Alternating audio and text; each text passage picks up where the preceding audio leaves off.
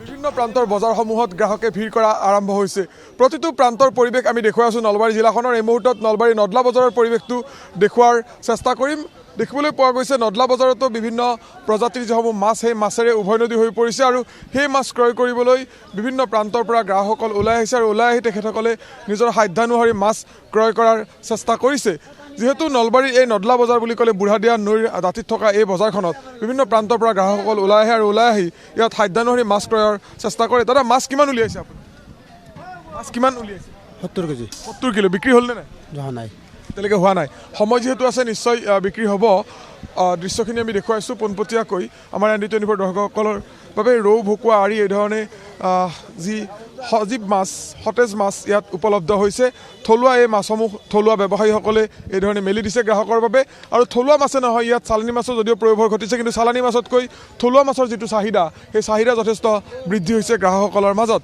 মই আন এখন বিপণীৰ যি দৃশ্য, সেই দৃশ্য লৈ অহাৰ চেষ্টা কৰিম আমাৰ ND24 দৰ্শকসকলৰ বাবে। ইয়াতো দেখিবলৈ পোৱা গৈছে যে বৰালি হওক, ব্ৰিগেড হওক বা ভকুৱা, ৰৌ এই ধৰণৰ যিসমূহ মাছ, সেই মাছসমূহ উপলব্ধ হৈছে।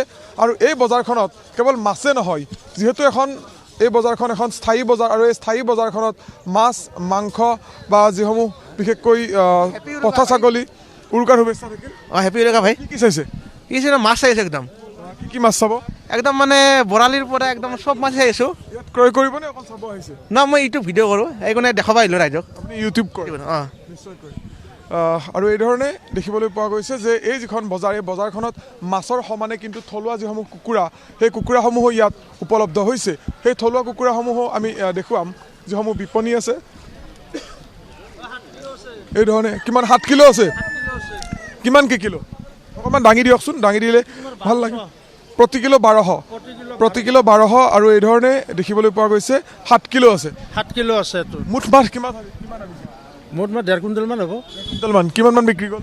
এতিয়ালৈকে যাত্ৰা কৰিছোঁ আৰু কাষ্টমাৰ আহা নাই, চাওঁ কি হয়, দেখা যাক। সময় আছে যিহেতু। কাষ্টমাৰ আহিব। ধন্যবাদ জনাইছোঁ। আৰু এগৰাকী থলুৱা মুৰ্গী ব্যৱসায়ী আছে, এই ধৰণে দেখিবলৈ পাইছে যে থলুৱা যিসমূহ মুৰ্গী, সেই মুৰ্গীসমূহ ইয়াত উপলব্ধ হৈছে। কিছু কথা পাতিম। কিমানকৈ কিলো? কিমানকৈ? কিলো তোমাৰ 450 লোকেল। 450 টকা। ব্ৰইলাৰৰ 280।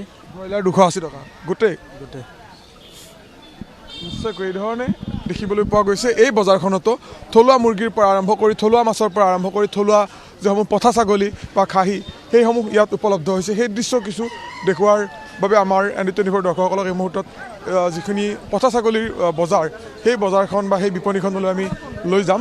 ইয়াত বিধে বিধে পঠা ছাগলী আচলতে উপলব্ধ হৈছে। আৰু এই ধৰণে দেখিবলৈ পোৱা গৈছে নলবাৰীৰ যি নদলা বজাৰ, সেই নদলা বজাৰত আজি উৰুকাৰ নিশা সকলোৱে লগে ভাগে এসাঁজ খোৱাৰ বাবে ব্যৱসায়ীসকলে ভিৰ কৰা পৰিলক্ষিত হৈছে। দেখুৱাইছোঁ কেইবাটাও পঠা ছাগলী ইতিমধ্যে সাজু কৰি ৰাখিছে। আৰু যিহেতু ইয়াত তেওঁলোকে পঠা ছাগলীসমূহ কাটি বিক্ৰী কৰে আৰু এই ধৰণে প্ৰতিটো প্ৰান্তৰ দৰে নলবাৰীৰ এই নদলা বজাৰতো উৰুকাৰ নিশা সকলোৱে লগে ভাগে এসাঁজ খোৱাৰ বাবে